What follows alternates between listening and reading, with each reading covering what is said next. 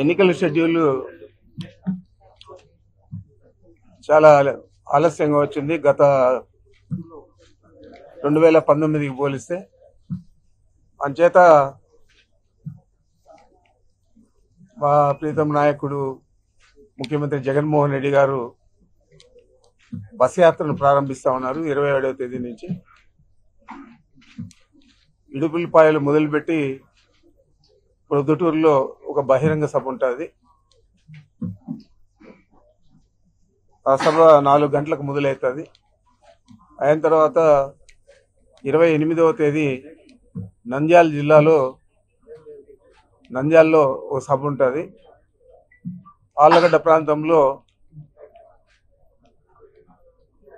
ముఖ్యమంత్రి గారు ఎంచుకున్న ఒక విలేజ్లో అక్కడున్న ప్రజలతో ఇంటరాక్షన్ ఉంటుంది. రాబోయే 5 సంవత్సరాలలో మన ప్రభుత్వం ఇంకా ఏ విధంగా పనిచేయాలని చెప్పి సూచనలు సలహాలు తీసుకుంటారు. అదేవిధంగా అక్కడ మాట్లాడుకున్నా ఉండండి బా సైలెన్స్ అట్లే అక్కడ ప్రజలతో మనం ఈ 5 సంవత్సరాల్లో అమలు చేసిన సంక్షేమ పథకాలు ఏ విధంగా ఉన్నాయి, ఇలాంటి విషయాలన్నీ కూడా ఒక ఇంటరాక్షన్లో తెలియజేసుకొని నంద్యాల నుంచి నంద్యాలలో 4 గంటలకు సమావేశం అవుతుంది. నంద్యాల నుంచి కర్నూలు జిల్లాలో ఎమ్మిగనూరులో 29వ తేదీ జరుగుతుంది.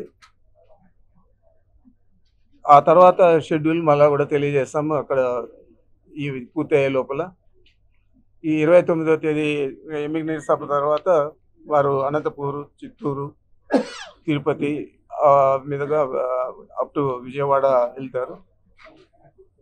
ఈ 4 సభలు కూడా కడప జిల్లాలో, నంద్యాలలో, కర్నూలులో, అదేవిధంగా అనంతపూరు, అన్నమయ్య, చిత్తూరు, తిరుపతి ఇవన్నీ కూడా రాయలసీమ జిల్లాలకు సంబంధించినవి.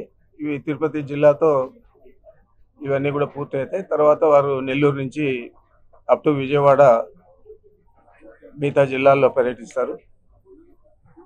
ఇదంతా కూడా ఈ సభలన్నీ కూడా ఇప్పుడే మీకు అంతా కూడా చూపించాం, మేమంతా సిద్ధం అని చెప్పి. గతంలో సిద్ధం సభలు ఏదైతే 4 జిల్లాల్లో జరిగాయో అక్కడ కాకుండా మిగతా జిల్లాల్లో ఈ మేమంతా సిద్ధం సభలు జరుగుతాయి. కార్యకర్తలు, నాయకులు, కేడర్కి సంబంధించిన వారందరూ కూడా ఈ సభల్లో పాల్గొంటారు. తప్పకుండా ఇది బాగా విజయవంతం చేయాలని చెప్పి ఈరోజు మా శాసనసభ్యులందరినీ కూడా, అదేవిధంగా పోటీ చేస్తా ఉన్న అభ్యర్థులందరినీ కూడా సమాయత్తపరచడానికి ఈ సమావేశం ఏర్పాటు చేశాం. తప్పకుండా ఈ రాయలసీమ జిల్లాలలో ప్రత్యేకంగా మిగతా జిల్లాల కంటే కూడా బాగా కేడర్ అంతా కూడా ఉత్సాహంగా వస్తారు. ఎందుకంటే ముఖ్యమంత్రి గారు రాయలసీమ వాసి కాబట్టి ఇవి బాగా సక్సెస్ అవుతాయని చెప్పి భావిస్తున్నాను. మోడీ డబుల్ ఇంజిన్ సర్కార్ ఏపీ అభివృద్ధి చెందాలంటే డబుల్ ఇంజిన్ సర్కార్ రావాలని మోడీ వ్యాఖ్యలు చేశారు. ఈ పొత్తులు ఏంటో మొదటి నుంచి చెప్తా ఉన్నాం కదా, పొత్తులు లేకుండా చంద్రబాబు నాయుడు నిలుచుకోలేడు.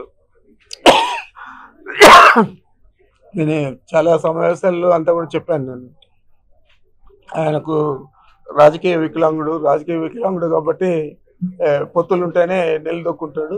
ఊదకట్టెలు కావాలా, ఆ ఊదకట్టెలుగా జనసేన, బీజేపీ వచ్చాయి కాబట్టి అతను పోటీ చేస్తూ ఉన్నాడు. దాన్ని పెద్దగా మేము అనుకోవడం లేదు. ముందు నుంచి మేము ఊహించిన విధంగానే వాళ్ళు పొత్తులు పెట్టుకున్నారు. మేము సింగిల్గానే పోటీ చేస్తాం. మా నాయకుడి సిద్ధాంతం అది. తప్పనిసరిగా గతంలో కంటే ఇంకా ఎక్కువ మెజారిటీ సాధిస్తాం. ప్రత్యేక హోదా ఇవ్వని పార్టీ ప్రత్యేకంగా గత ఎన్నికల్లో ఈ 2 పార్టీలు పనిచేశాయి. మోడీని అనరాని మాటలు అనేటువంటి పార్టీతో పొత్తులు పెట్టుకున్నారు. ఈరోజు ప్రత్యేక హోదా పరిస్థితి మరి ఏ ఆలోచనతో చంద్రబాబు నాయుడు పెట్టుకున్నాడు, మరి మీరు ఆయన్ని అడిగితే బాగుంటుంది. ఆ రోజేమో అందితే జుట్టు, అందకపోతే కాళ్ళు చంద్రబాబు సిద్ధాంతం. ఈరోజు జుట్టు అందలేదు కాబట్టి కాళ్ళకు మొక్కాడు. దాన్ని మేము ప్రత్యేకంగా చూడడం లేదు. అది వాళ్ళకు సంబంధించిన విషయము. ఇది అనైతికమే కాకుండా ఒకరోజు తిట్టడము, ఇంకో రోజు కాళ్ళు పట్టుకోవడం చేసే పరిస్థితి చంద్రబాబుది. దాని గురించి మేము ఎక్కువగా ఆలోచన చేయడం లేదు. మూడు రాజధానుల అంశము ఇంకా కొలిక్ రాలేదు. కర్నూలు న్యాయ రాజధాని చేస్తామన్నారు. మరి ఇప్పటి న్యాయ రాజధాని అంశం ఇక్కడ పునాదులు పడేటువంటి పరిస్థితి లేదు. కర్నూలులో జగన్ సభ పెట్టి ప్రజల్ని ఎలా కొట్లాడగలరు? మా ప్రభుత్వం జగన్మోహన్ రెడ్డి గారు 3 రాజధానులకు కట్టుబడి ఉన్నాడు. 3 రాజధానులకు కట్టుబడేదే కాకుండా రాయలసీమలో న్యాయ రాజధాని కర్నూలు జిల్లాలోనే ఏర్పాటు చేయడం జరుగుతుంది. దానికి కేంద్ర ప్రభుత్వం నుంచి కూడా అనుమతులు రావాల్సింది కాబట్టి సహజంగానే కొద్దిగా డిలే అయింది. అయినా మేమే వస్తున్నాం, మళ్ళా రాబోయే 5 సంవత్సరాల్లో కూడా అప్పుడైనా తప్పనిసరిగా దీన్ని ఇంప్లిమెంట్ చేస్తాం. అది వాళ్ళకి తెలుసు కదా. లా యూనివర్సిటీకి ఫౌండేషన్ కూడా ఇక్కడే వేశారు.